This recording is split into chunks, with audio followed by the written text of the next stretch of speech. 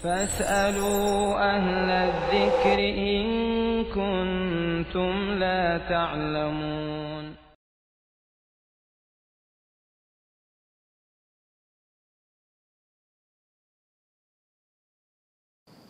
إن الحمد لله نحمده ونستعينه ونستغفره ونعوذ بالله من شرور أنفسنا ومن سيئات أعمالنا من يهده الله فلا مضل له ومن يضلله فلا هادي له وأشهد أن لا إله إلا الله وحده لا شريك له وأشهد أن محمدا عبده ورسوله. اللهم صل وسلم على نبينا محمد وعلى آله وأصحابه ومن تبعهم بإحسان إلى يوم الدين. Amma ba'du fa ya ayyuhal hadirun al-kiram, Bapak-bapak, ibu-ibu, ikhwati fillah rahimakumullah. Alhamdulillahilladzi bi ni'matihi tatimmus shalihat.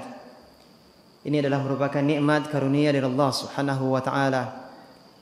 Di kesempatan yang berbahagia ini, di tempat yang insyaallah taala penuh keberkahan, karunia dari Allah Subhanahu wa taala, kita dipertemukan di kesempatan ini dalam ketaatan kepada Allah Subhanahu wa taala, di atas keimanan, dalam kesempatan yang baik, majlis yang mulia, majlis ilmu.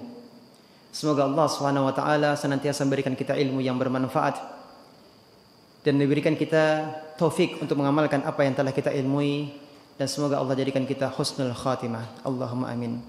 Dan kita berdoa kepada Allah Subhanahu wa taala sebagaimana kita dikumpulkan di majelis yang mulia ini, semoga Allah SWT juga memperkenankan kita semuanya dikumpulkan di surga yang tertinggi, di Jannatul Firdaus. Allahumma amin.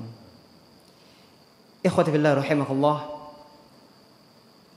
Pembahasan kita dari Sirah Nabawiyah kesempatan ini semoga Allah SWT mudahkan adalah berkaitan dengan kelahiran Rasulullah sallallahu alaihi wasallam. Pada pertemuan yang lalu kita telah mengetahui tentang begitu tingginya, begitu mulianya nasab Rasulullah sallallahu alaihi wasallam. Kita melihat bagaimana posisi kedudukan terhormatnya kakek-kakek Rasulullah sallallahu alaihi wasallam, nasab yang tinggi. Dan telah kita sebutkan bahwa para ulama sepakat nasab Rasulullah sallallahu alaihi wasallam Muhammad bin Abdullah bin Abdul Muttalib seterusnya sampai kepada Adnan. Ini sepakat para ulama. Adapun setelah Adnan tidak ada dalil yang jelas, yang tegas ataupun dalil yang sahih yang menyebutkan secara pasti kakek-kakek Rasulullah SAW ya sampai kepada Nabi Ismail alaihis salam. Ikhwati fillah rahimakumullah. Terkait dengan kelahiran Rasulullah SAW, ini juga tidak lepas dengan peristiwa besar sebelum kelahiran Rasulullah SAW, yaitu peristiwa yang berkaitan dengan kakek Rasulullah SAW, yakni Abdul Muttalib. Peristiwa apa itu? Peristiwa pasukan bergajah. Peristiwa pasukan bergajah yang akan menyerang Ka'bah. Ya. Yakni Abrahah yang merupakan wakil umum Raja Najasyi di wilayah Yaman.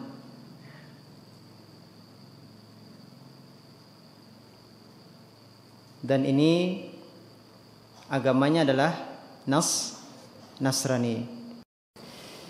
Abrahah yang berada di Son'a, yakni Yaman, ya, Son'a, Yaman, ingin menandingi Ka'bah. Ya, ingin menandingi Ka'bah karena kaum muslimin ya mereka setiap tahunnya melakukan haji ya ke Ka'bah. Maka Abraha ini ingin menandingi Ka'bah, maka dibangunlah apa? Gereja yang tinggi, gereja yang besar. Dan disebutkan bahwa namanya adalah gereja Al-Qulais. Kenapa disebut dengan Al-Qulais? Ya, ini dari kata qalansuah. Apa itu qalansuah? Songkok. Karena kalau orang melihat ke atas tingginya gereja tersebut, maka qalansuahnya, pecinya akan jatuh. Sangat tingginya. Sehingga disebut dengan gereja Al-Qulais. Tujuannya apa? Agar orang-orang tidak lagi menziarahi Ka'bah, tetapi agar orang-orang semuanya mau mendatangi gereja tersebut. Lalu ada seorang laki-laki dari Bani Kinanah, Quraisy, tidak suka hal tersebut, maka dia meninggalkan Jazirah Arab lalu dia pergi ke Son'a. Berjalan jauh, hanya tujuannya satu, apa itu? Untuk buang hajat di gereja. Cari gara-gara. Jadi malamnya dia masuk ke gereja, tidak ada yang tahu gitu kan. Dia BAK, dia BAB di situ kan. Besok paginya dia menghilang. Sampai kabar ini kepada Abraha. Dan dia mengecek, entah gimana caranya, dia tahu bahwa kotoran ini adalah kotoran Quraisy. Tidak tahu gimana caranya. Maka dia marah, dia kumpulkan 60.000 personil, dipersiapkan untuk menyerang Ka'bah.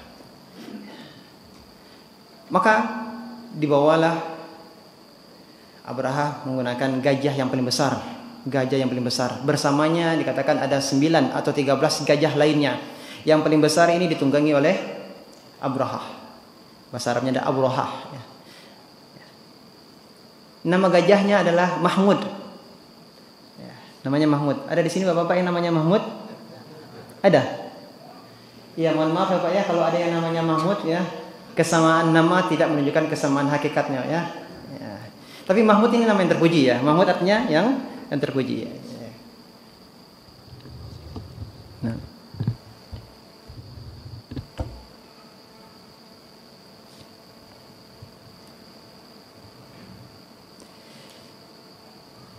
Dan datanglah Abraha tadi membawa 60.000 pasukannya dengan gajah, dan orang Arab memang belum pernah melihat gajah sebelumnya.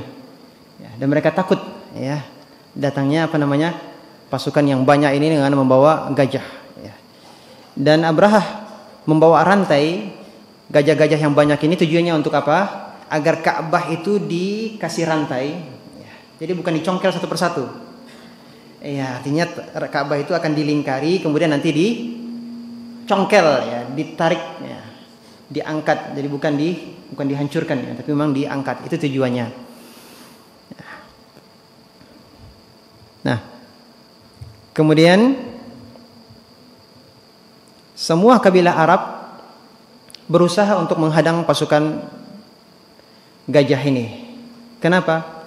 Karena mereka sangat mengagungkan Ka'bah. Kabilah-kabilah Arab mereka sangat mengagungkan Ka'bah. Maka mereka berusaha menghadang pasukan Abraha, namun mereka semuanya kalah. Mereka semuanya kalah. Kemudian sampailah Abraha di tempat namanya Al-Maghmas, atau disebut juga dengan Al-Mughammas. Di sana didirikan tenda, lalu dirampaslah onta-onta orang Arab, termasuk 200 ekor onta Abdul Muttalib. Maka kemudian Abdul Muttalib mendatangi Abraha. Melihat Abdul Muttalib datang, seorang laki-laki yang tampan, yang gagah, yang karismatik, maka Abraha yang tadinya duduk di singgasana turun, lalu duduk bersama dengan Abdul Muttalib. Ini menunjukkan apa? Begitu karismatiknya Abdul Muttalib. Maka kemudian Abraha bertanya, ada apa gerangan? Apa hajatnya, maksudnya mendatangi Abraha?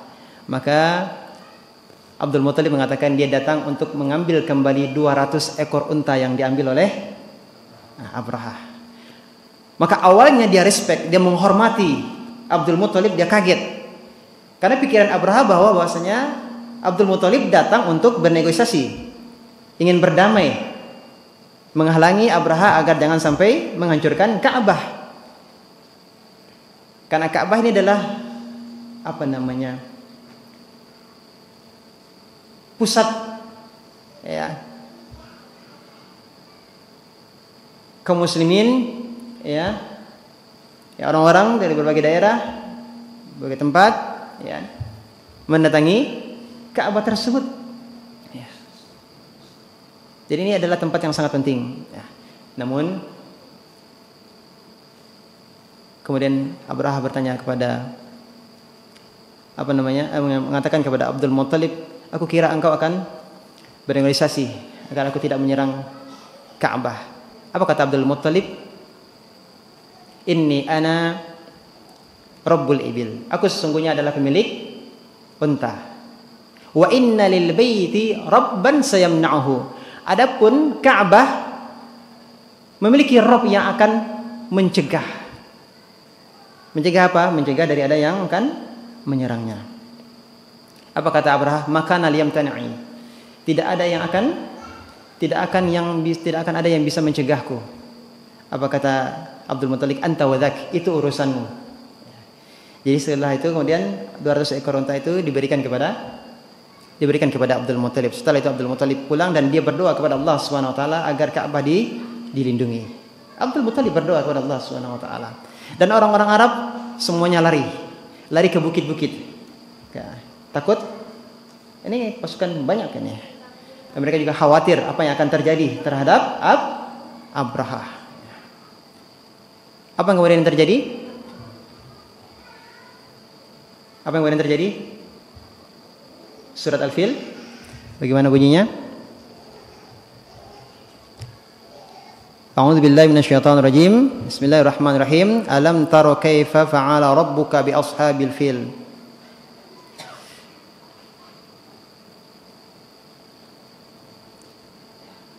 Apakah kamu tidak memperhatikan bagaimana Tuhanmu telah bertindak terhadap tentara bergajah? Alam yaj'al kaidahum fi tadlil. Bukankah dia, yakni Allah telah menjadikan tipu daya mereka untuk menghancurkan Ka'bah itu fi tadlil, sia-sia. Wa arsala alaihim tayran ababil. Dan Allah mengirimkan kepada mereka tayran ababil. Apa artinya? Burung? Ya, ahsan barakallahu fikum. Burung yang berbondong-bondong. Ababil itu bukan nama burung. Ababil artinya berbondong-bondong. Ya, sebagian kita menyangka nama burungnya burung ababil. Padahal ababil itu artinya apa?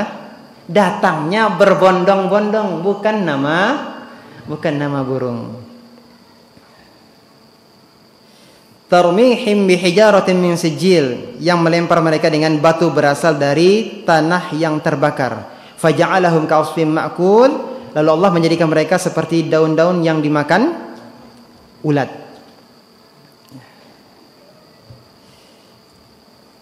Jadi singkat cerita bahwa pasukan bergajah tersebut dilempari oleh burung-burung yang berbondong-bondong dengan batu yang dari tanah yang terbakar ya.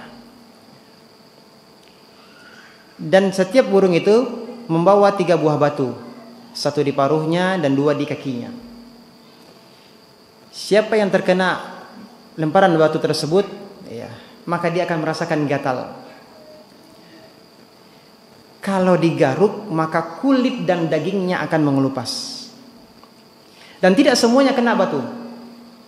Yang lari-lari ya, lari ke sana ke sini, terbirit-birit ya. Karena begitu banyaknya akhirnya yang tidak kena batu matinya karena diinjak-injak oleh yang lain.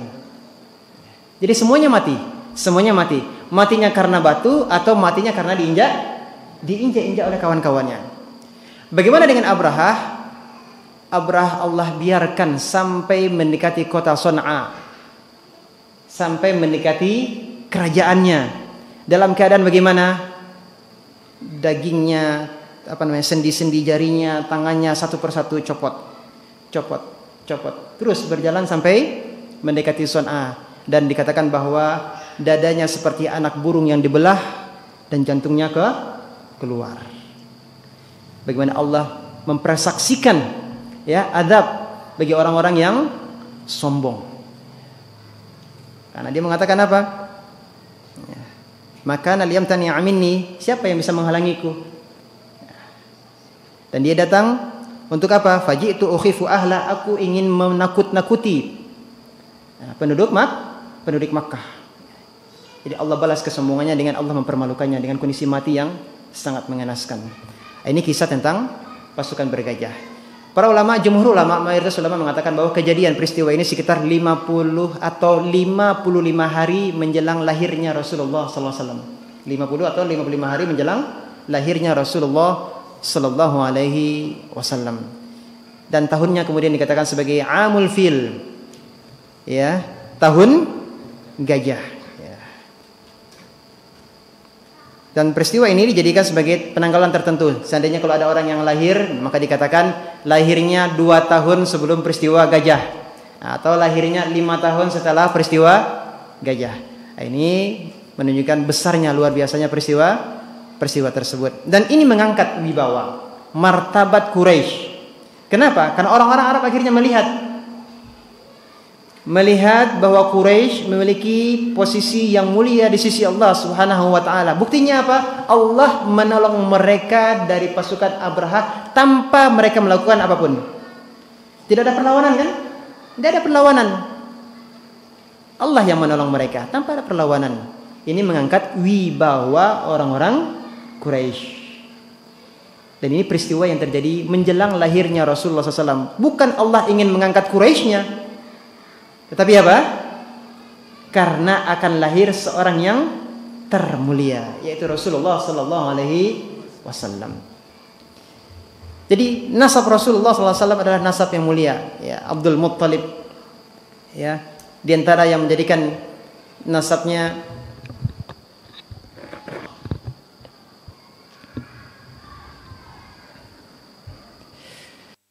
bertambah, ya, ini tentang kemuliaan nasabnya, ya, tentang Abdul Muttalib.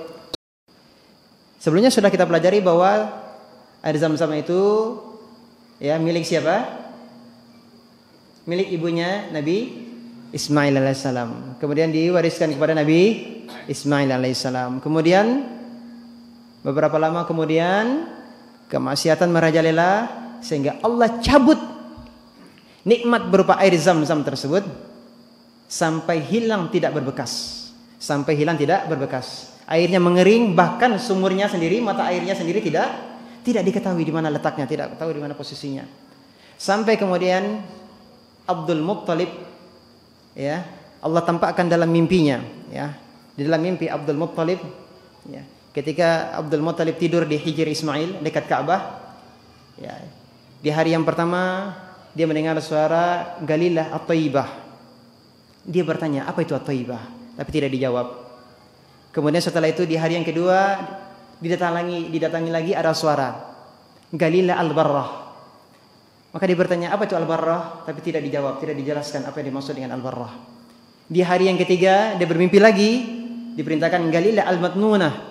Tapi tidak dijawab lagi, tidak dijelaskan lagi apa itu Al-Matnunah dan di mana posisinya, di mana letaknya. Di hari yang keempat mimpi lagi Galilah Zam-Zam.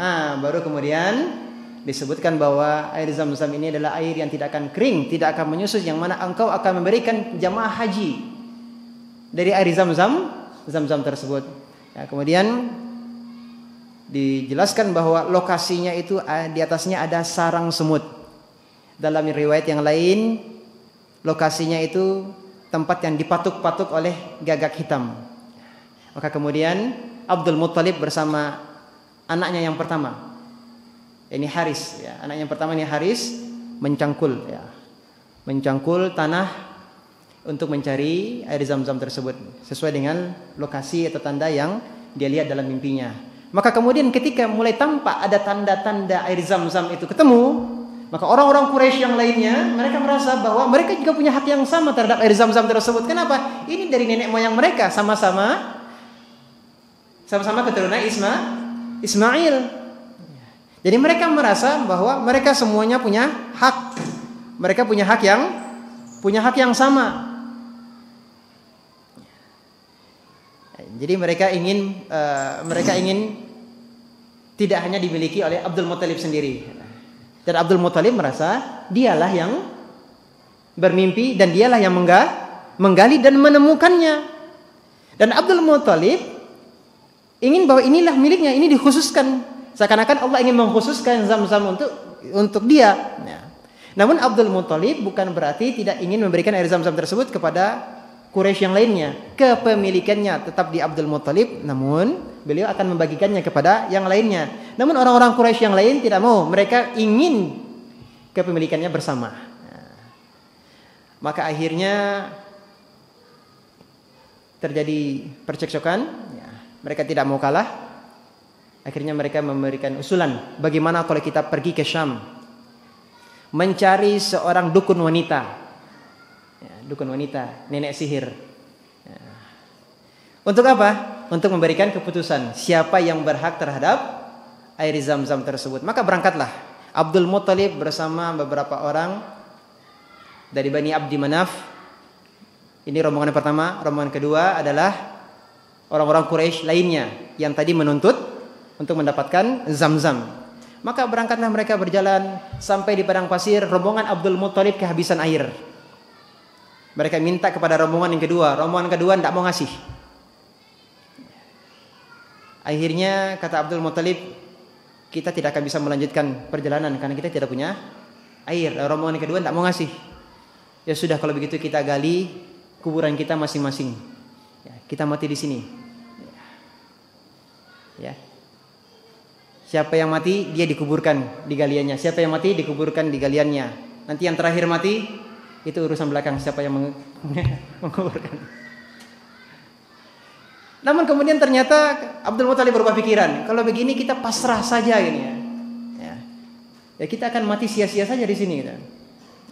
Kemudian akhirnya Abdul Muthalib berubah pikiran, kita berusaha. Kita berusaha ingin melanjutkan perjalanan, namun kemudian tiba-tiba keluarlah air, ya, air Zam-Zam tersebut dari keluarlah air dari bawah kaki onta Abdul Muthalib. Kemudian rombongan Abdul Muthalib minum dari air tersebut. Kemudian Abdul Muthalib mengajak rombongan yang kedua agar mereka juga ikut minum. Akhirnya rombongan yang kedua ini sadar bahwa memang Zam-Zam yang mereka perselisihkan tersebut adalah memang dikhususkan Allah Subhanahu wa taala kepada Abdul Muthalib. Kemudian akhirnya mereka pulang. Dan kepemilikan Zam-Zam berada di kakek Rasulullah SAW, Abdul Muthalib. Ini diantara kisah kemuliaan dari nasab Rasulullah SAW. Penting kenapa kita membahas ini? Karena semua nabi yang diutus oleh Allah SWT memiliki nasab yang tinggi. Semua nabi. Apa hikmahnya? Masyarakat tidak mencela mereka. Ini mendakwakan dirinya sebagai seorang nabi ini supaya viral, supaya tenar, supaya diangkat status sosialnya. Tetapi kalau dari nasab yang mulia, maka tidak ada celah untuk mencela para nabi kalau mereka memiliki nasab yang tinggi. Makanya ketika Abu Sufyan di tahun 6 Hijriah ditanya oleh Kaisar Romawi Heraklius, "Kaifa nasabuhu fikum?" Bagaimana nasab Muhammad di tengah-tengah kalian? Saat itu Abu Sufyan masih musyrik. Dan dia tidak mau berdusta. Dia jawab terus terang bahwa huwa fina dzu nasabin. Dia, yakni Muhammad sallallahu alaihi wasallam, memiliki nasab yang tinggi. Ini pengakuan siapa? Abu Sufyan yang masih musyrik. Maka kata Raja Heraklius, fakadzalika ar-rusul tub'atsu fi nasabi qaumiha. Demikianlah para rasul, ya, mereka diutus dengan nasab yang tinggi. Ini diantara hikmah para rasul, ya, para nabi dijadikan mereka berasal dari nasab yang tinggi. Diantaranya apa tadi? Agar mereka tidak dianggap sebagai orang yang ingin mencari kedudukan di tengah masyarakat. Justru Rasulullah SAW kalau tidak mendakwahkan dirinya sebagai seorang rasul, beliau sudah menjadi orang yang mulia. Kenapa? Karena beliau adalah pewaris Zamzam. Ya atau tidak? Nabi SAW adalah pewaris Zamzam. Jadi tidak perlu berusaha yang lainnya. Otomatis kemuliaan itu akan turun kepada Rasulullah SAW sebagai pewaris Zamzam. Tapi justru dengan mendakwahkan diri beliau, mengumumkan diri beliau adalah seorang nabi, seorang rasul, justru akan mendapatkan pertentangan, akan mendapatkan perlawanan, ya, akan mendapatkan celaan dari kaumnya, bahkan sampai dirinya akan terancam. Nah, jadi yang terjadi sebaliknya. Maka tidak ada celaan bagi para rasul bahwa mereka ingin mencari kedudukan, kemuliaan, tidak. Justru sebaliknya, ketika mereka berdakwah, mereka akan mendapatkan tantangan yang luar biasa. Tapi ikhwati billah rahimakumullah, kemudian lahirnya Rasulullah SAW. Ini adalah buah pernikahan dari Abdullah dan Aminah bintu Wahab. Abdul Muttalib ketika menggali sumur Zamzam yang dibantu oleh putranya yang bernama Al-Haris. Ketika itu anaknya laki-laki baru satu anaknya. Dan beliau bernadar, kalau seandainya memiliki 10 anak laki-laki, maka salah satu di antara mereka akan disembelih. Jadi pengen punya banyak anak laki-laki. Kenapa? Ini mau melawan orang-orang Quraisy tadi kan, berebut air Zamzam tadi kan. Kalau hanya dia dan anak laki-laki satu saja kan kalah kalau mau berperang. Jadi Abdul Muttalib ingin punya banyak anak laki-laki, maka dia bernazar, seandainya aku memiliki 10 anak laki-laki, maka salah seorang di antara mereka akan disembelih. Ya, luar biasa. Di depan Ka'bah, ya, depan berhala Hubal. Ini nazarnya. Dan ternyata Allah kabulkan, Allah wujudkan. Punya anak 10 laki-laki. Punya 10 anak laki-laki dari beberapa istri. Ya, kita sebutkan. Anak yang pertama adalah Al-Haris, ibunya adalah Safiyah bintu Jundub, ada yang mengatakan namanya adalah Samra bintu Jundub. Anak yang kedua adalah Az-Zubair, ibunya adalah Fatimah bintu Amr Al-Makhzumiyah. Yang ketiga adalah Abdul Uzza. Siapa itu Abdul Uzza? Abdul Uzza? Abu Lahab. Ahsan, barakallahu fiik. Abdul Uzza itu adalah nama asli dari Abu Lahab. Allah tidak ingin menyebut Abdul Uzza di dalam Al-Quran. Allah sebut apa? Abu Lahab. Kenapa? Karena ini hina. Abdul Uzza berarti hamba berhala. Masa iya hamba berhala akan disebutkan di dalam Al-Quran? Nah, ini kehinaan. Makanya Allah menyebutkan tabbat yada Abi Lahab. Jadi namanya yang disebutkan dalam Al-Quran adalah namanya siapa? Abu Lahab. Nama aslinya adalah Abdul Uzza, ya, hamba berhala. Ibunya adalah Aminah bintu Hajar. Ada yang mengatakan namanya adalah Lubna bintu Hajar.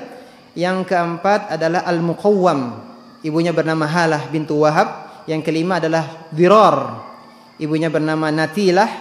Yang keenam Abu Talib, nama aslinya adalah Abdu Manaf. Abu Talib, nama aslinya adalah Abdu Manaf. Ibunya adalah Fatimah bintu Amr.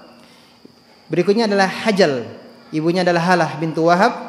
Yang kedelapan Abdullah. Siapa Abdullah? Ayah Rasulullah SAW.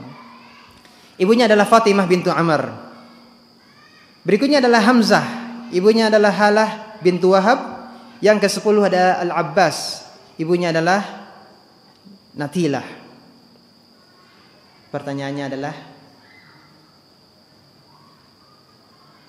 yang satu ibu dengan Abdullah siapa? Ada berapa? Yang laki-laki? Fatimah bintu Amr Al-Makhzumiyah. Siapa tadi yang disebut? Az-Zubair. Kemudian siapa lagi? Abu Thalib ya atau tidak? Abu Thalib. Kemudian Abdullah. Maka apa rahasia kedekatan Abu Thalib dan Abdullah? Kedekatan Abu Thalib dan Rasulullah SAW?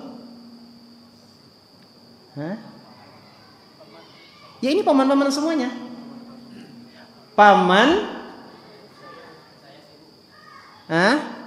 yang neneknya sama ya.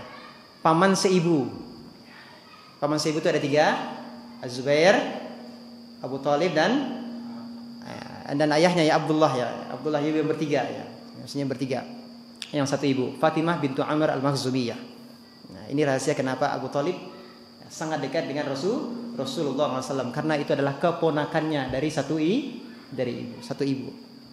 Ya. Karena dia adalah anak saudaranya. Ya. Anak saudaranya. Jadi Abdullah dan Abu Thalib bersaudara satu ibu. Dari Abdul Muttalib. Kemudian 6 anaknya yang perempuan, selain ada 10, itu ada 10 anak laki-laki, ada 6 perempuan, yaitu Sofiyah, ada Ummu Hakim al-Bayda, kemudian ada Atikah, Umaymah, Arwa dan Barrah. Nah sekarang, tadi kan sudah bernazar ya, kan disebutkan tadi bernazar. Bagaimana ceritanya kemudian yang akan disembelih itu adalah Abdullah. Jadi ceritanya Rasulullah SAW ini adalah keturunan dari 2 orang yang akan disembelih. Nah, kan sudah kita sebutkan sebelumnya kan? Dari 2 orang yang akan disembelih. Siapa? Ayahnya sendiri, ayahnya Abdullah yang akan disembelih. Dan yang kedua adalah nenek moyangnya siapa? Nabi Ismail alaihissalam. Ya. Jadi ceritanya 10 nama anak laki-laki Abdul Muttalib ini ditulis. Kemudian diundi, ketika dikocok keluar ternyata nama Abdullah. Jadi harus disembelih ini. Bagaimana ceritanya bisa selamat? Ternyata ada yang melarang. Dari pihak ibunya, keluarganya melarang, jangan disembelih. Maka dikonsultasikan lagi kepada dukun wanita. Dukun wanita lagi ini. Jadi disarankan buat undian, dikocok. Nama Abdullah dan 10 ekor unta. Zaman dahulu itu kalau ada yang terbunuh satu orang itu tebusannya apa? 10 ekor unta. Dikocok keluar nama Abdullah sampai 9 kali. Berarti dia harus mengorbankan berapa? 90 ekor unta. Baru yang terakhir keluarlah 10 ekor unta. Artinya 100 ekor unta harus dia korbankan ya untuk mengganti Abdullah, karena nadarnya harus disembelih. Jadi 100 ekor unta itu kemudian dibiarkan. Yang mengambil silakan. Ya dibiarkan begitu saja. Nah ini kemudian di dalam Islam kemudian setelah itu ya berlaku diat. Diat yakni siapa yang membunuh seseorang tanpa sengaja ya, tanpa sengaja atau membunuh seseorang kemudian keluarganya memaafkan, maka diatnya adalah 100 ekor unta. Enggak sengaja maksudnya apa? Contoh mungkin laqadarullah seandainya ada seseorang menabrak itu kan enggak sengaja ya, enggak sengaja. Meninggal, maka diatnya dia harus membayar 100 ekor unta. Tapi kalau sengaja berarti dia harus dikisos. Ini dalam hukum Islam ya. Dia harus dibunuh kecuali kalau keluarganya memaafkan, maka tebusannya gantinya istilahnya adalah diat ya tebus dengan 100 ekor unta. Ini kalau dimaafkan oleh keluarganya. Keluarga korban maksudnya. Ya, demikian. Kemudian ibu Rasulullah SAW bernama siapa? Aminah bintu Wahab bin Abdi Manaf bin Zuhrah bin Kilab. Bin Kilab. Pertemuan antara nasab Aminah dan Abdullah bertemu di mana? Di Kilab. Aminah ya, bintu Wahab bin Abdi Manaf bin Zuhrah bin Kilab. Kalau Abdullah Muhammad bin Abdullah bin Abdul Muttalib bin Hashim bin Abdi Manaf bin Qusay bin Kilab. Nah, bertemunya di mana? Bertemunya di Kilab. Proses pernikahan, tidak ada dalil yang sahih bagaimana proses pernikahan. Tidak ada dalil yang sahih bagaimana proses pernikahan Aminah dan Abdullah. Hanya saja ada riwayat-riwayat yang lemah, riwayat dhaif tentang Abdullah, ayah Rasulullah SAW. Dalam riwayat yang lemah disebutkan bahwa Abdullah punya istri yang lain. Ada riwayat yang lemah yang lain mengatakan bahwa Abdullah melakukan istibdha. Yang lalu sudah kita katakan istibdha itu adalah kebiasaan buruk dari orang jahiliyah. Apa itu? Seorang wanita ketika mereka telah suci dari haid, kemudian digauli, suaminya membawa kepada orang-orang yang dianggap memiliki nasab yang tinggi gitu kan, orang-orang yang terhormat, digauli gitu ya. Supaya dengan harapannya apa? Mendapatkan sifat yang baik dari yang digauli tersebut. Nah, ini riwayatnya lemah. Ya, riwayatnya lemah. Kemudian riwayat lemah yang lainnya ada mengatakan bahwa ada wanita yang ingin dinikahi oleh Abdullah karena melihat di diri Abdullah itu ada cahaya. Namun ternyata kemudian Abdullah menggauli Aminah. Setelah menggauli Aminah kemudian cahaya tersebut hilang dari Abdullah. Maka wanita ini tidak mau. Awalnya dia ingin dinikahi oleh Abdullah, akhirnya tidak jadi dinikahi Abdullah. Kenapa? Dia mengurungkan niatnya karena cahayanya sudah hilang dari Abdullah, sudah diambil oleh Aminah. Ini riwayatnya juga lemah. Ya, ini riwayatnya lemah. Kemudian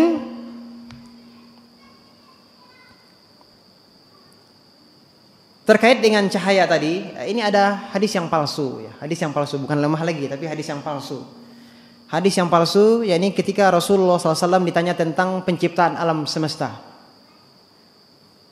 Maka dikatakan bahwa yang diciptakan pertama kali adalah nuru nabika, cahaya nabimu.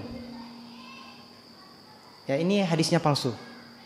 Dikatakan bahwa yang pertama kali diciptakan alam semesta ini apa? Cahaya Nabi Muhammad SAW. Berarti sebelum diciptakannya Arasy, sebelum diciptakannya Qalam, sebelum diciptakannya Lauhul Mahfuz, sebelum diciptakan langit dan bumi dan yang lain-lainnya, jin, manusia sebelumnya belum diciptakan. Yang diciptakan pertama kali adalah cahaya Nabi Muhammad SAW. Benar atau tidak? Benar atau tidak? Tidak. Yang pertama kali diciptakan apa? Qalam. Ya.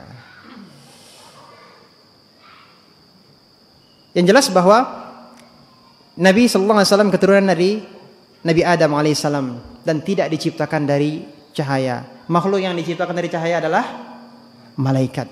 Karena Rasulullah SAW mengatakan, kullukum min bani Adam wa Adamu min turab. Semua kalian itu dari Adam dan Adam diciptakan dari tanah. Dan juga Rasulullah SAW mengatakan, ana sayyidu waladi Adam yaumul qiyamah wala fakhar. Aku adalah pemimpin keturunan dari Nabi Adam pada hari kiamat kelak wala fakhar. Dan itu bukan kesombongan. Jadi ini berarti memang Rasulullah SAW adalah keturunan dari Nabi Adam alaihis salam, dan Nabi Adam diciptakan dari tanah. Ya, jadi bukan dari cahaya. Ya. Jadi ini diantara kaum muslimin di tengah masyarakat ada berlebih-lebihan dalam mengagungkan Rasulullah SAW. Ghulu. Ya, berlebih-lebihan dalam mengagungkan Rasulullah Sallallahu Alaihi Wasallam. Ya, mereka mengatakan bahwa Rasulullah SAW itu tercipta dari cahaya, dan bahkan ada mengatakan Rasulullah SAW itu tidak punya bayangan.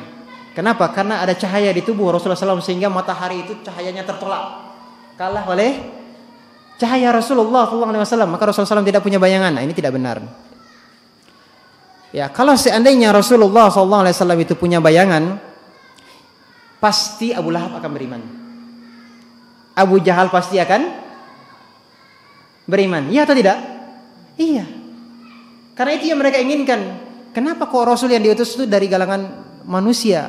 Maka Allah katakan, yang mereka katakan itu adalah wa qalu ma li hadzal rasul, wa qalu ma li hadzal rasul ya'kulu ta'am wa yamshi fil aswaq. Mereka mengatakan, kenapa Rasul yang diutus adalah Rasul seperti ini? Manusia biasa, dia makan makanan seperti kita, dia juga berjalan di pasar. Laula unzila ilaih malak. Kenapa tidak diutus kepadanya seorang malaikat? Fayakuna ma'ahu nadhira, Malaikat yang diutus bersamanya agar dia menjadi nadhira, yang memberi peringatan. Jadi mereka menginginkan yang menjadi Rasul itu seorang malaikat. Maka kalau Rasulullah SAW memiliki cahaya, maka orang-orang musyrikin mereka akan beriman. Oh, ini luar biasa, ini berbeda. Bukan manusia biasa. Ya. Memang Allah menyifati bahwa Rasulullah SAW itu adalah seperti cahaya, ya, menerangi seperti cahaya. Tetapi maksudnya bukan cahaya yang keluar dari tubuh Rasulullah SAW, tapi beliau disifati sebagai penerang,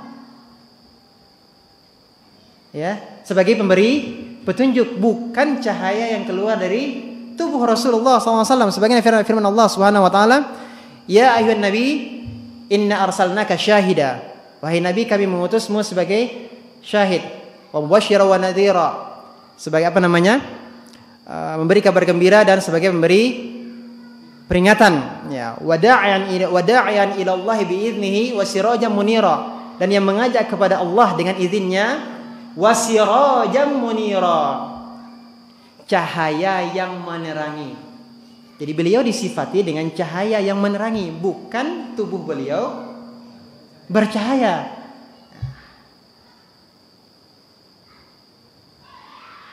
Ya. Buktinya apa? Aisyah radhiyallahu anha suatu ketika di malam hari terbangun, beliau mencari Rasulullah SAW. Ternyata dicari-cari, kan tidak ada lampu. Ternyata terpeganglah kaki Rasulullah SAW. Beliau sedang sholat. Kalau seandainya Rasulullah SAW mengeluarkan cahaya dari tubuhnya, Aisyah tidak akan meraba-raba. Kenapa? Rasulullah SAW sedang sholat. Sudah. Tapi ini ternyata apa? Rasulullah SAW sedang tidak ada lampu sehingga Aisyah meraba-raba. Dalam riwayat yang lain juga apa? Rasulullah SAW kalau mau sujud, itu kan kaki Aisyah disentuh gitu kan, diberi isyarat. Maka karena sempitnya, ada yang mengatakan 4x4 rumah Rasulullah SAW. 4x4 bu. Ya. Jadi kalau Rasulullah SAW mau sujud, ya, sholat malam itu, ya. Jadi diberi kode ke kakinya Aisyah, ya. Ditarik baru kemudian Rasulullah SAW sujud. Kalau seandainya saat itu ada lampu atau Rasulullah SAW mengeluarkan cahaya dari tubuh beliau, pasti Aisyah lihat Rasulullah SAW mau sujud, tidak perlu kasih isyarat. Ya. Kenapa Rasulullah SAW kasih kode? Ya, supaya Aisyah melipat kakinya. Dan Aisyah melipat kakinya tadi karena memang tidak tahu kalau Rasulullah SAW mau sujud. Kalau seandainya bercahaya tubuh Rasulullah SAW, niscaya tidak perlu dikasih kode. Aisyah pasti akan menarik kakinya kalau dia lihat Rasulullah SAW akan sujud. Dan memang kata Aisyah, wa kanatil buyutu laisa fiha masabih. Ketika itu memang rumah-rumah belum ada lampu. Nah, rumah-rumah memang belum ada lampu. Dan juga pernah kejadian ketika haji wada, sebagian sahabat menaungi Rasulullah SAW dengan baju mereka agar Rasulullah SAW tidak merasakan panas. Kalau seandainya tubuh Rasulullah SAW tadi tidak berbayang karena ada cahaya, ya, dan kemudian panas matahari tadi, sinar matahari tadi terhalang oleh cahayanya Rasulullah, maka para sahabat tidak akan menaungi Rasulullah SAW dengan pakaian-pakaian mereka ketika haji wada tersebut. Ya. Bisa dipahami? Nah, ini masalah akidah, ya, ini masalah akidah. Jangan sampai kita berlebihan mengangkat Rasulullah Sallallahu Alaihi Wasallam tidak sesuai dengan dalil, apalagi hadisnya adalah hadis palsu, dan akidah tidak boleh dibangun di atas hadis palsu. Akidah tidak boleh dibangun di atas hadis au unzila alayya fih. Dan hari Senin adalah hari aku diutus atau diturunkan wahyu kepadaku.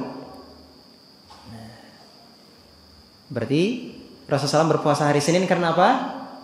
Pertama, memang beliau lahirnya di hari Senin. Yang kedua, ya, diutus atau diangkat sebagai, ya, seorang nabi atau rasul pada juga hari Senin.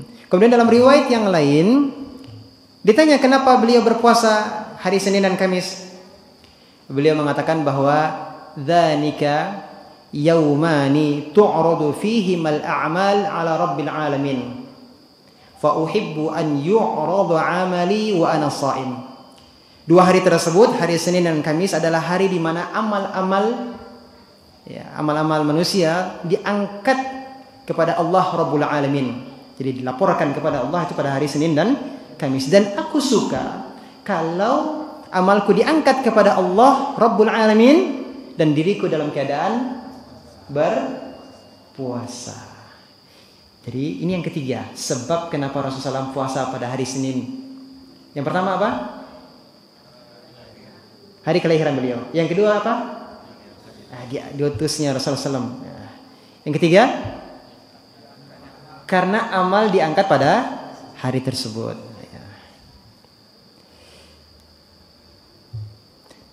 Para ulama khilaf. Ini disebutkan dalam kitab Al-Bidayah wa Nihayah karya Ibnu Katsir tentang tanggal dan bulan kelahiran Rasulullah SAW. Khilaf. Kalau bulan, ada yang mengatakan bulan Ramadan. Ini pendapat pertama. Apa dalilnya? Mereka berpendapat berdasarkan logika pendapat. Ketika Rasulullah SAW diangkat itu persis ketika beliau berusia di usia 40 tahun. Usia 40 tahun. Dan beliau mendapatkan wahyu ketika Lailatul Qadar. Berarti di bulan Ramadan. Kalau ditarik ke belakang, berarti Rasulullah SAW lahir di bulan Ramadan. Karena beliau diutus persis di usia 40 tahun. Persis di usia 40 tahun. Ini pendapat yang pertama, mengatakan bahwa Rasulullah SAW itu lahirnya di bulan Ramadan. Namun mayoritas ulama mengatakan Rasulullah SAW lahir di bulan Rabiul Awal. Kemudian selisih tanggal berapa? Ya, para ulama berbeda pendapat. Baik itu Imam Ibnu Hisham, An-Nawawi, Ibnu Katsir, Az-Zahabi, yang ini merupakan ulama-ulama Syafi'iyah. Mereka menyatakan bahwa terjadi perbedaan pendapat. Yang mengatakan tanggal bulan Rabiul Awal, mereka berbeda pendapat. Tanggal berapa? Jadi bulannya saja masih diperselisihkan. Yang mengatakan bulan Rabiul Awal itu berbeda pendapat. Ada yang mengatakan tanggal 2, ada yang mengatakan tanggal 8, 9, 10, 12, 17 dan 22. Ada berapa pendapat tadi? Tanggal? Ada yang mengatakan tanggal 2. Ada yang mengatakan tanggal 8, 9, 10, 12, 17, 22. Berapa? Lihat di Pak. Indah. Ada berapa, Bu? Ada 7. Barakallahu fikum. Ini dari berbagai referensi disebutkan. Bahkan di kitab Ar-Rahiqul Maktum, Bu ya.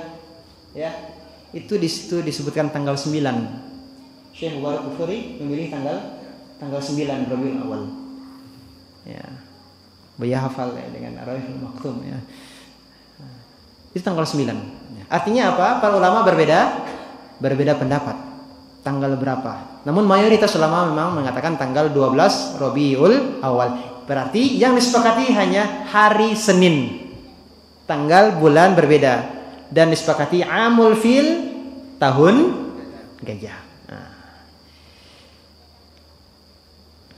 Nah, pertanyaannya kenapa kok berbeda pendapat? Khilaf tanggal lahirnya Rasulullah SAW. Kenapa khilaf? Kenapa, Bu? Kenapa para sahabat tidak tahu kapan Rasulullah SAW lahir? Tidak bisa memastikan. Karena memang mereka tidak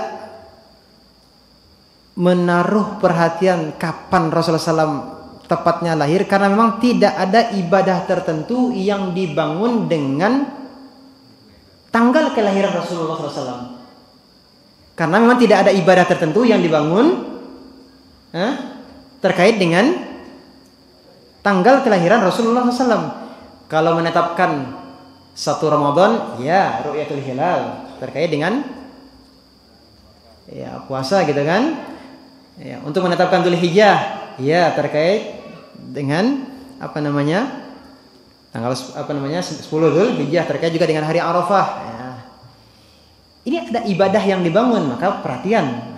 Namun kelahiran Rasulullah SAW tidak ada ibadah yang dibangun yang terkait dengan tanggal lahir Rasulullah SAW. Nah, pertanyaannya Bapak Ibu, bolehkah kita bergembira dengan lahirnya Nabi Muhammad SAW? Boleh tidak? Boleh. Boleh kita bergembira. Ya. Namun mengagungkan hari kelahiran Nabi SAW yang benar caranya dengan berpuasa hari Senin setiap pekan. Itu cara yang benar. Mengagungkan hari kelahiran Rasulullah SAW, kita bergembira dengan kelahiran Rasulullah SAW. Bagaimana caranya, Bu? Ya. Puasa hari Senin Kamis. Ya. Senin Kamis. Hari Senin itu adalah hari lahirnya Rasulullah SAW. Jadi puasanya setiap pekan, setiap Senin. Siap Ibu ya? Ya, alhamdulillah. Siap Pak ya? Habis ini semuanya ini berpuasa Senin Kamis. Ini kan mengagungkan Rasulullah SAW kan? Bahagia kita kan? Kan tadi Rasulullah SAW apa? Kebiasaan beliau apa? Kan ketika ditanya puasa Senin beliau kan, kenapa beliau puasa Senin Kamis? Ketika itu memang amal-amal memang diangkat ya, Senin dan Kamis itu amal itu dilaporkan kepada Allah Subhanahu wa taala. Nah, kemudian Rasulullah SAW lahir, setelah itu disusui oleh Aminah sang ibu. Disebutkan disusui selama 3 hari, ada yang mengatakan 7 hari. Kemudian setelah itu disusui oleh orang lain. Siapa yang tahu? Halimah Sa'diyah. Barakallahu fikum. Ini yang dikenal. Namun ternyata sebelum Halimah Sa'diyah ada yang menyusui Rasulullah SAW. Siapa yang tahu? Namanya adalah Suwaibah. Siapa dia? Budaknya Abu Lahab. Namanya Suwaibah. Namanya adalah Suwaibah, budak dari Abu Lahab.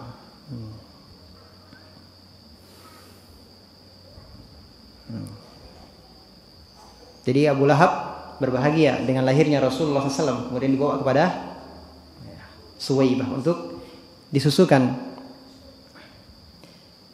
Dan kalau tidak salah ketika itu Suwaibah menyusui anaknya bernama Masruh. Kalau tidak salah ingat namanya Masruh, nama anaknya. Sebelum Rasulullah SAW disusui oleh Suwaibah, ya, sebelumnya sudah ada anak yang disusui oleh Suwaibah. Siapa itu? Paman Nabi SAW, Hamzah, adik dari Abu Lahab. Jadi Hamzah juga menyusu ke Suwaibah. Dan ada satu lagi siapa? Abu Salamah. Abu Salamah. Nah, ini berarti saudara apa? Saudara sepersusuan tibanya dalam hal ini.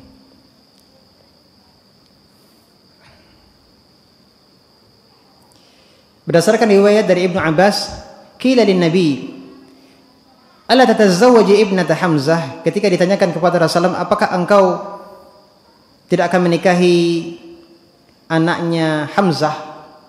Anaknya Hamzah. Apa jawab Rasulullah SAW? Innaha bintu akhi minar radha'ah. Anaknya Hamzah tersebut adalah anak dari saudara laki-lakiku sepersusuan. Berarti kalau anak yang sepersusuan, berarti tibanya sama posisinya dengan saudara kandung. Saudara sepersusuan, maka posisinya sama dengan saudara kandung. Ya. Maka anaknya boleh kita nikahi? Boleh atau tidak? Boleh menikahi keponakan? Mahram kan? Mahram, ya, mahram. Ya. Taib. Kemudian diriwayatkan dari Ummu Habibah, beliau mengatakan kepada Rasulullah SAW, fa inna nuhaddatsu annaka turidu an tankiha binta Abi Salamah. Kami dapat cerita bahwasanya engkau akan menikahi putri Abu Salamah. Maka kemudian Rasulullah SAW kaget. Binta Ummi Salamah, anaknya Ummi Salamah, maksudnya apa? Ummu Salamah itu kan istri dari Rasulullah SAW. Ketika Ummu Salamah menikah dengan Rasulullah SAW, itu beliau membawa anak perempuan dari Abu Salamah. Dan Abu Salamah adalah saudara sepersusuannya siapa? Rasulullah SAW. Abu Salamah adalah saudara sepersusuan dari Rasulullah SAW. Maka ketika ditanya oleh Ummu Habibah, apakah engkau akan menikahi putrinya Abu Salamah, maka beliau mengatakan binta Ummi Salamah, anak perempuannya Ummu Salamah. Kemudian beliau mengatakan, "Lau annaha lam takun rabibati fi hajri mahallat li." Kalau seandainya dia itu bukan anak tiriku, kan anak tiri tibanya, anak yang dibawanya tadi kan, anak dari Abu Salamah, hasil pernikahan dengan Ummu Salamah dengan Abu Salamah. Kemudian Ummu Salamah menikah dengan Rasulullah SAW. Kalaulah seandainya anak gadis Abu Salamah tadi itu bukan anak tiriku, tetap tidak halal. Kenapa? Berikutnya adalah innaha labnatu akhi minar radha'ah, karena dia adalah anak dari saudaraku sepersusuan. Seandainya Ummu Salamah tidak menikah dengan Rasulullah SAW, juga Rasulullah SAW tidak bisa menikah dengan putrinya Abu Salamah. Kenapa? Karena Abu Salamah menyusu kepada Suwaibah dan Rasulullah SAW menyusu kepada Suwaibah. Maka Rasulullah SAW dan Abu Salamah saudara sepersusuan. Jadi anaknya dari Abu Salamah itu tibanya keponakan di Rasulullah SAW. Keponakan apa? Keponakan dari saudara sepersusuan. Maka Bapak Ibu yang dirahmati Allah Subhanahu wa taala, hati-hati kita. Mungkin ketika kita punya anak gitu kan, ibu-ibu mungkin ada yang tidak mampu untuk menyusui anaknya, mungkin karena sakit dan hal yang lainnya. Kemudian lalu disusukan kepada orang lain, diingat-ingat siapa ibu susuan anak kita.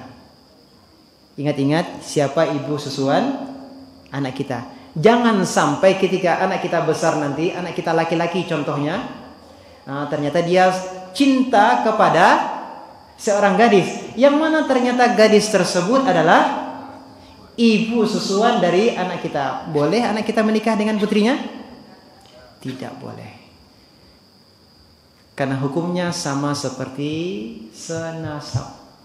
Jadi yang menjadikan seseorang itu mahram, pertama karena nasab, yang kedua karena radha'ah, susuan, yang ketiga karena pernikahan.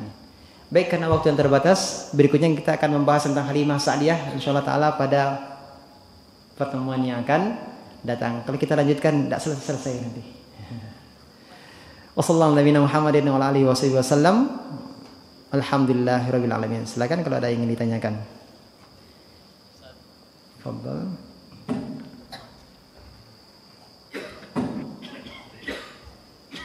Assalamualaikum Ustaz. Waalaikumsalam warahmatullahi wabarakatuh. Ini mengenai kelahiran Rasulullah Ustaz. Yes.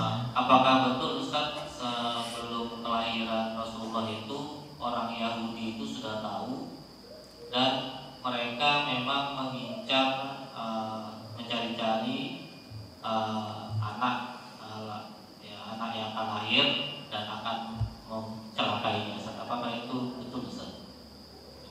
Akan mencelakainya. Baik, barakallahu fikum.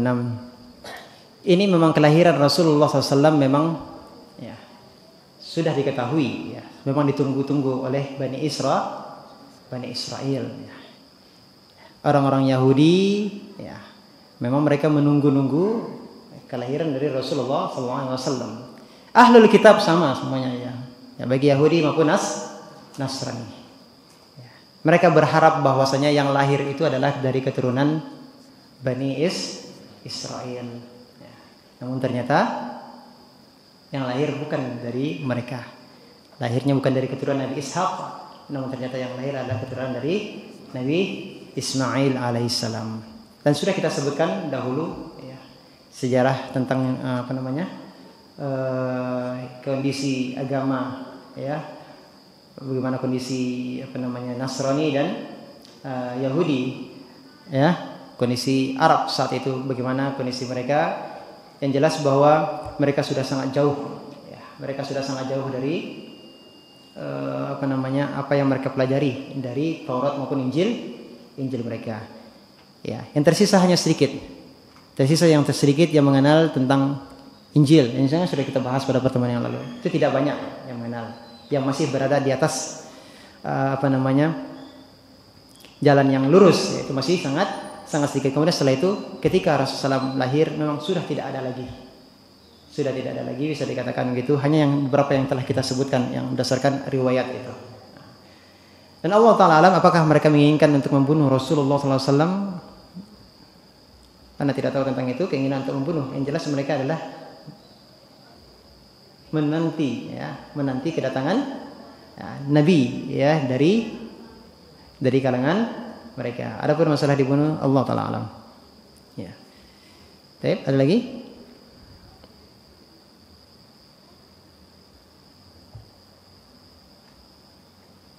Tidak ada, alhamdulillah ya. Kalau gitu ana yang bertanya. Pertanyaan, siapa yang bisa menjawab? Ada pertanyaan? Tidak.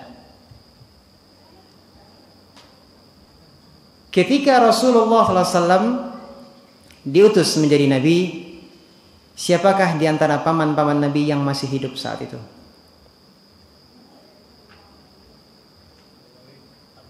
Angkat tangan.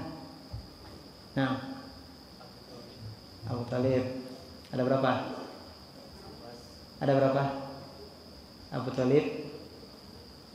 Talib, Abbas.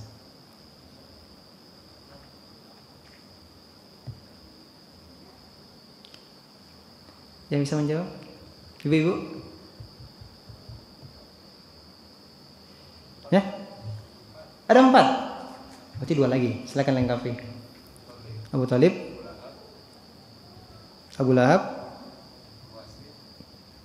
Coba. Abu Hashim. Ada Abu Hashim. Hamzah. Abbas. Bisa diulang sekali lagi? Abu Talib,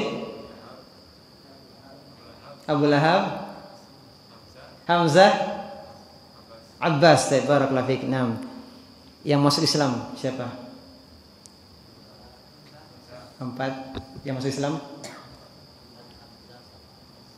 Hamzah dengan Abbas. Yang 2 lagi? Abu Talib tidak. Abu Lahab. Hasan, barakallahu fiik. Apa kita kasih dia?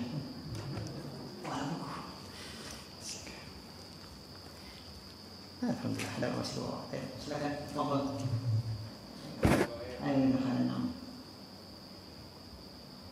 Jadi yang masih ada adalah berempat ya. 2 Muslim, 2 kafir. Ya. Abu Lahab dan Abu Talib tidak beriman. Kemudian Hamzah wafat kapan? Perang Uhud. Al-Abbas wafat kapan? Ada yang bisa jawab? Hamzah wafat di perang Uhud, Abbas wafat setelah wafatnya Rasulullah sallallahu alaihi wasallam. Demikian, tidak ada lagi pertanyaan. Ibu belum ada yang bertanya. Boleh Bu bertanya, Bu. Tidak ada ya? Cukup, Bu ya? Khair, alhamdulillah. Mudah-mudahan menjadi ilmu yang bermanfaat. Kita cukupkan sampai di sini, kurang lebihnya kami maaf. Terima kasih atas perhatiannya. Wassalamualaikum warahmatullahi wabarakatuh. Assalamualaikum warahmatullahi wabarakatuh.